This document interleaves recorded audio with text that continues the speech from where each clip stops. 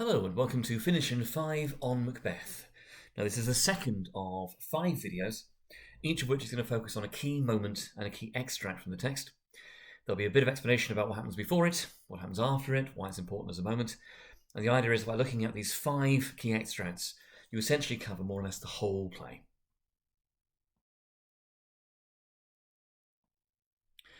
So in terms of what's happened so far, before the extract we're looking at today. So the play began with some witches planning to meet Macbeth, and then a report of a ferocious battle in which Macbeth and his best friend Banquo had heroically led Scottish forces in defeating a series of enemy armies. Macbeth and Banquo had then been surprised by the 3 witches, who had given each man a prophecy. Macbeth, that he would become Thane of Cawdor and then king, and Banquo, that his children would become kings.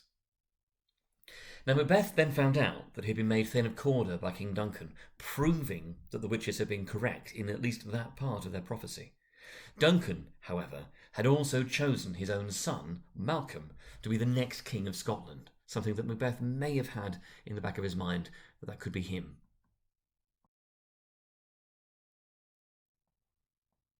So in terms of what happens in this extract today. In this extract, Lady Macbeth has just read a letter from her husband in which he outlined what happened with the witches. She evaluates her husband's character and then decides what her own role in his success will be, before receiving news from a messenger that King Duncan has decided to stay at the Macbeth's castle that night. And she then decides what action she and her husband are going to take. Lady Macbeth then gives a speech in which she wishes to become less womanly, in the hope that nothing can prevent her plans from succeeding. Macbeth, Extract 2. This is Act 1, Scene 5, with Lady Macbeth. Glamis thou art, and Cawdor, and shalt be what thou art promised. Yet do I fear thy nature. It is too full of the milk of human kindness to catch the nearest way. Thou wouldst be great, art not without ambition, but without the illness should attend it. What thou wouldst highly, that wouldst thou holily. Wouldst not play false, and yet wouldst wrongly win. Thou'dst have, great Glamis, that which cries, thus thou must do if thou have it, and that which rather thou dost fear to do than wishes should be undone. Hie thee hither, that I may pour my spirits in thine ear, and chastise with the valour of my tongue all that impedes thee from the golden round, which fate and metaphysical aid does seem to have thee crowned withal. What is your tidings? The king comes here tonight. Thou art mad to say it. Is not thy master with him, who, were it so, would have informed for preparation? So please you, it's true, our Thane is coming. One of my fellows had the speed of him, who, almost dead for breath, had scarcely more than would make up his message. Give him tending, he brings great news. The raven himself is horse that crooks the fatal entrance of Duncan under my battlements. Come, you spirits that tend on mortal thoughts, unsex me here, and fill me from the crown to the toe top full of direst cruelty.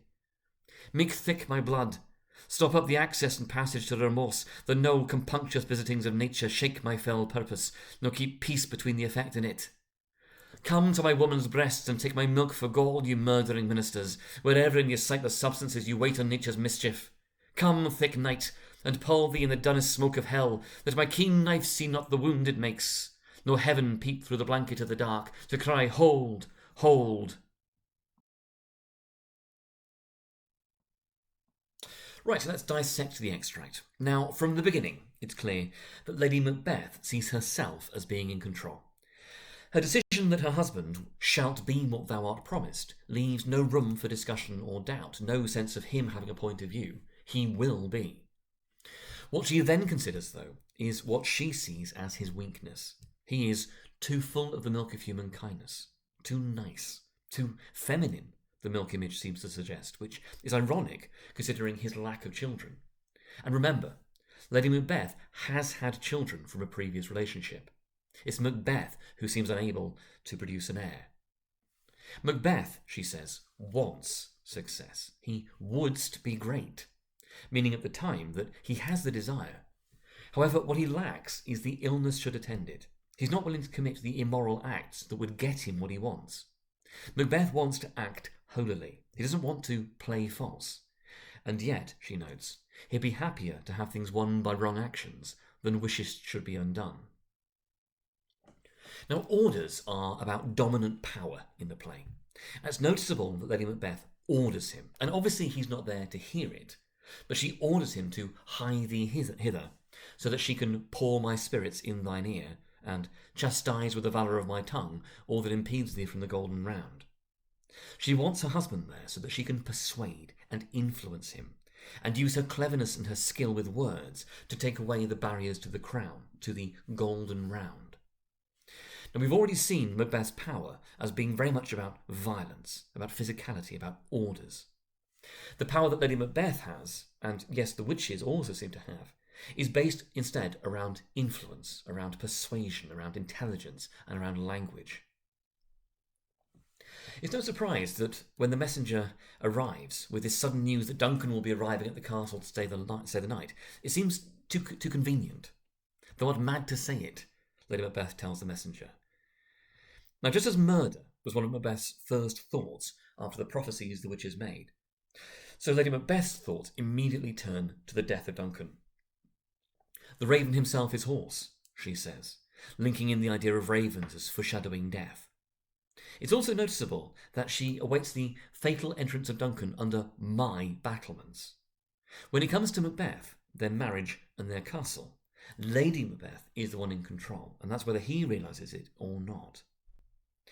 Lady Macbeth then summons spirits, using language that sounds very similar to that of the witches. Now, whether this summoning of the spirits is literal or metaphorical is debatable. However, either way, what she wants is clear. For them to unsex her, to take my milk for gall, to take away her femininity, her gender. Lady Macbeth clearly sees being a woman as being about weakness. Instead, she wants them to make thick her blood, to fill her from the crown to the toe, top full of direst cruelty. And that's clearly how she sees men, as full of cruelty, as not feeling guilt. Now notice the contrast between how she wants to be and what she criticises her husband as being. She wants to be more masculine. She thinks he is too weak and feminine.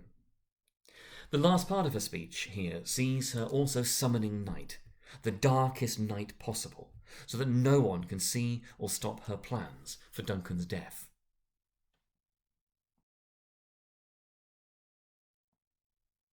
In terms of what happens next then, Duncan arrives at the castle as promised and is welcomed by Macbeth and Lady Macbeth. Now Macbeth, in Act 1 Scene 7, tries to back out of the plan, but Lady Macbeth ridicules him until he agrees. And again she focuses on his cowardice, his masculinity, and using her intelligence and her language to control him. Macbeth hides everything from Banquo, and he then hallucinates a dagger that steers him towards the murder of Duncan. Lady Macbeth has drugged the guards and laid out the daggers ready for him.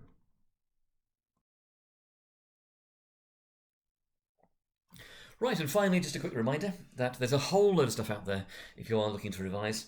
You've got your literature recipe book, in which there's a whole range of stuff for characters and quotations and all sorts of things. There's your quotation cards with some really well-chosen quotations on them. You have got your Twitter quotation of the day, which is well worth subscribing to. There is, of course, the CGP study guide you're given, and your Need to Know book, which has a whole range of things in. And there is, of course, a massive range of videos on the NET English YouTube channel, from character profiles to thematic discussions to quotation explosions and so on. A wealth of things for you to revise from. Right, and that is the end of this second video. There's 3 more, so I will hope to see you in video 3.